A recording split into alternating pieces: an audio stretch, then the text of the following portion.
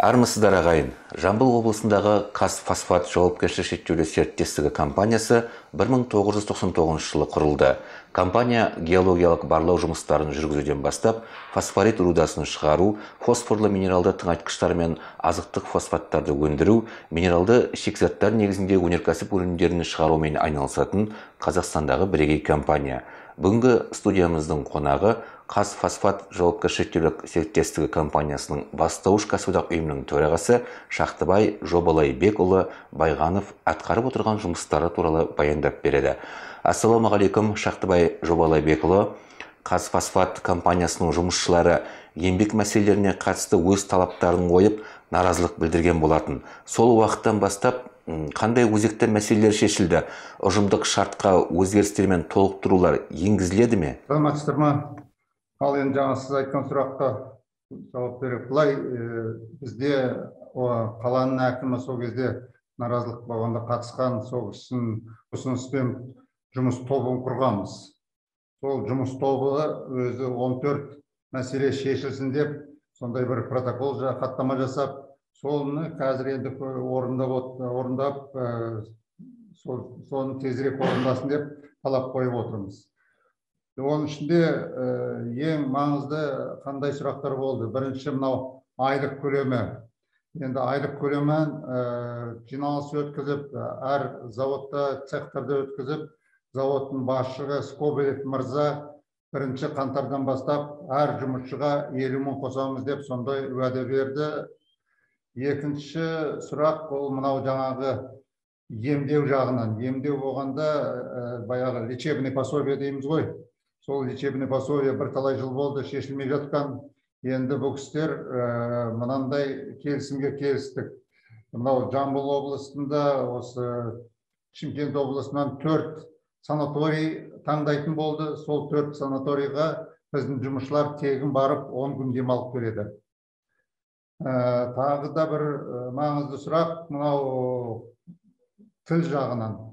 Бәр документтерді, жаңағы арыздарды екі тілде неге жүргізбейді деп, заңды сондай сұрақ қойғанбыз. Оны да қазір шешіп жатыр. 1 қаңтардан бастап сол екі тілге көшейін деп жатырмыз. Бұдан басқа жаңағы арнайы киім деген бар. Арнайы киім болғанда бізде киім берілетін, бірақ сапасы өте төмен болатын. Арзан жағынан алып, кісілер соны қазір 5-6 Қазақстан бойынша фирмаларды шақырып, үшірді, олар өздерінің киімдерін көрсетіп, соның ішінен қазір таңдап алдық. Енді осы 1 қаңтардан бастап жұмысшыларды арнайы сапасы күшті киімдерге кигіземіз деп отырмыз. Енді тағы да бір айтып кететін жағдай, мынау зиянды жұмыс орны ғой бізде химзавод болғасын. Зиянды жұмыс орнында 5 жылда бір рет жаңағы аттестация өтеді.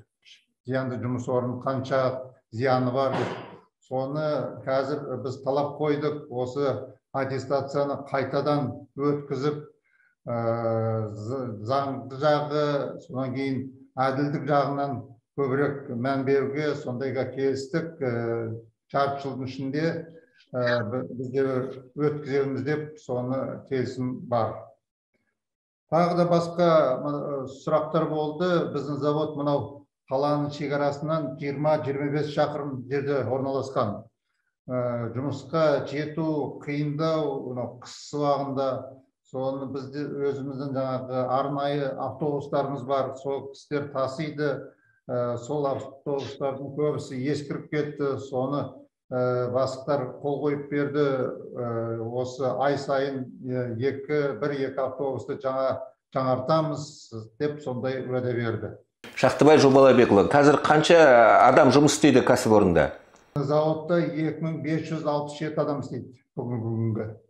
Жалпы мына енді сіз айтып өткен жұмысшылардың жағдайын жасау бойынша, бұлар енді ұжымдық шартқа да енгізіледі ғой, осы жаңа жылдан бастап, басым бөлігі. Мынандай болып тұр ғой, жаңа мен тағы да бір нені өткізіп, мынау талап қойғанбыз айлықты көбейту, одан басқа жылдың аяғында жаңа баяғы 13-ші айлық төлеу керек деп сондай не болған. талап болған. Оған да мына бастығымыз көніп, осы жаңа жылдың алдында 13-ші айлық төлейміз деп уәде берді. Енді жаңа сіз айтып отқан ұжым шартқа бізде қазір ұжым шарт бар. Бірақ мынау біздің өзіміздің Қазфосфат мекемесі 3-4 мекемеге бөлінейін деп жатырмын, әйтеуір сондай бір ниет жатыр. Осы жаңағы бөлінгенсін әр заводта өзінің жаңағы ұжым шарты болады деп соны күтіп отырмыз. Түсінікті. Қазір жұмысшылардың еңбек жалақысы орташа деңгейі қандай мөлшерде? Еңбек жағы ай сайын санап отырмыз. Мынау өткен қарашада 254 мың болып тұр. Орташа деген енді орташа, бірақ өздеріңіз білесіздер, біз кәсіподақ көп жерде көтеріп жатыр. Орташа санақ деген ол былай құлаққа жақсы жағатын цифрадар, бірақ оның ішінде 180-200 мың алатындар бар, 400-500 мың алатындар бар. Соған қарағанда біз болашақта мына кісілермен келісіп, жұмысшылардың орташа жалақысын бөлек санау керек деп сондай ұсыныс жасап жатырмыз. Кәсіподақ тарапынан басқа да қандай әлеуметтік қолдауды қолға алайын деп отырсыздар? Жаңа айтып өткеніңізге қоссаңыз. Қазір мынау заводтарда өте көп жастар істейді. Көбісі баспана жоқ. Баяғы совет заманында мынау біздің завод осы Жамбыл қаласында көп микрорайондарды біздің осы тапқан. Ол кезде енді біздің завод жаңағы валюта ретінде ақша шетелден алатын. Сол үйлердің бәрін соққан, соны біздің енді қазір жастар кәсіподаққа келіп, мынандай сұрақтарды көтеріңіз деп, ең бірінші мынау отбасы банкпен қазір біздің компания отырды деп, бәр жерге мәлімет берді, келісімге отырды деп. Бірақ оның ішінде қазірдің өзінде мен сезіп отырмын, жаңағы бірінші взносы бар ғой, 25% деген взносы бар. Ол 25%-ға қарапайым жұмысшылар ілігілмейді. Сол үшін мына бастықтарға біз қазір өзіміздің ұсынысты бердік. Жиналыс өткен жерде хаттамаға жазып жатырмыз. Бізге ең дұрысы жаңағы арендный деген бар варианты. Арендный жерлеу деген. Сол қарапайым жұмысшыларға сол дұрыстау деп, енді ол бәрі енді келіссөздер жүргізіп жатыр. Нәтижесін қазір енді айта алмаймыз, бірақ сондай талап болады. Енді өндірістік жарақат алу деңгейіне тоқталсақ, биыл сіздің кәсіпорында, Қазфосфат компаниясында осындай жағдайлар орын алды. Жалпы еңбек қауіпсіздігі қалай сақталуда, қандай жұмыстар қолға алынып отыр, қанша техникалық инспекторлар жұмыс істейді, олардың біліктілігін арттыру бойынша жұмыстар алға қойылып отыр ма? Иә, бізде енді мынау зиянды жұмыс орны болсын, қауіпсіздік жағынан әр жұмысшы өз міндетін нақты орындау керек. Бірінші өз құқығын білу керек. Мынау инструкцияларымыз бар, неміз бар, соның бәрін орындаса, ондай болмайтын еді. Өкінішке қарай ондай болып жатыр. Енді Қазфосфат деген бұл 3-4 филиал ғой. Біздің заводта өткен жылы бір жазатайым болды. Енді соған қарағанда жұмыс істелініп жатыр. Қазіргі келген жаңа мынау компаниямыз 1,5 жыл болды келген. Бұлар жаңағы жүйесін, осы қауіпсіздік жағынан жүйесін өзгертіп жатыр. Өзгертіп жатқанда күнде әр планеркамыз болсын, жиналыс болсын, бәрі бірінші осы неден қауіпсіздік жағынан басталады. Өзіміз Қазфосфат жағынан бізде 32 жаңағы техникалық инспектордарымыз бар. Техникалық инспекторлардың жұмыстарын істеп жатыр. Бірақ бұл істердің жаңа шешілмей жатқан жері бұл техника инспекторы жұмысы, бұл қоғам жұмысы деп саналады. Ол кісілердің өздерінің одан басқа міндеті бар. Сол қоғам жұмысы болғасын, сол жұмысты дұрыс нақты орындау үшін, соң кейін ішінде әбден жақсы ұсыныстар беретін жігіттер, жаңа қыздар болса, соларға біз жұмыс беріп жатқан адамға айтып отырмыз. Ол адамдарға кішкене болса да бірдеңе төлеуіміз керек. Сонда баяғыда бұрын болған демалысқа кеткенде кішкене 2-3 күн қосатын. Әзірде сондай ұсыныс жазып жібердік. Енді ол бәрі мынау ұжым шартқа кіреді деп отырмыз. Жалпы кәсіподақ тарапынан жаңа өз қолдауларыңызды айтып жатырсыздар. Жұмысшылардың біраз талаптары орындалуға жақын, былай айтқанда.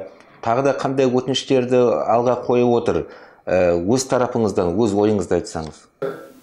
Мынау әнеуінгі отырған хаттамада айтып отыр ғой, ол жерде бір 10 шақты сұрақ қойған, ең тез арада шешетін сұрақтарды қойғанбыз.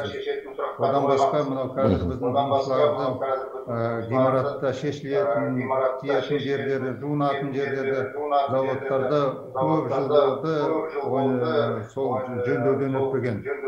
Соның бәрін қазір бастардың алдына нетіп, кестесін, графигін істеп, содан кейін мынау өткен жылы біз әр жұмысшыға тегін тамақ болу керек деп соны орындалды бастықтар. Бірінші қарашадан бастап заводта жүрген адамдардың бәрі тегін тамақ ішеді. Енді сол тамақтың сапасын кішкене күшейту керек, сондай бір нелерді қойып жатырмыз. Өте жақсы. Яғни қазір жұмысшылардың көңілдері бірленді ме? Осындай талаптары біртіндеп орындалып жатыр, алда орындалатыны бар дегендей. Қазіргі әнеуінгі қаңтардан кейін халықтың да талапы басқаша болып тұр ғой. Бұрын біз ойлайтынбыз, біздің енді жұмысшылар түсінеді, жұмыссыз қалмаса болды, завод істесе деп сондаймен шектелетін. Қазір енді басқа құлақтарына құйып жатырмын мен өз жағымнан. Айналайын, бұл бәрінен шегі болады. Заводтар істеп жатыр, елдің бәрі тыңдап жатыр. Жаңағы қанша миллиард, миллион кеткен, ұрланған, баяғы біздің мынау фирмада істеген адамдардың да көбісі шетелде жүр. Ол уақытта қалай болған, ылғи жаңа не жоқ, табыс жоқ деп бізге жұмысқа рахмет деп сөйтіп енді алдаған жоқ, бірақ сондай заман болды. Қазіргі заман басқаша, содан кейін бұл істерге енді бәрін көзін жеткізген сияқтымыз. Рахмет, Шақтыбай Жобалайбекұлы, уақыт бөліп сұхбат бергеніңізге. Кәсіподақтың сіздердің атқарып отқан жұмыстарыңызға толайым табыстар тілейміз. Жұмысшылардың лайықты еңбек жағдайын жасауда алдағы атқарар игілікті істеріңіз көп болсын дейміз. Рахмет, сау болыңыз.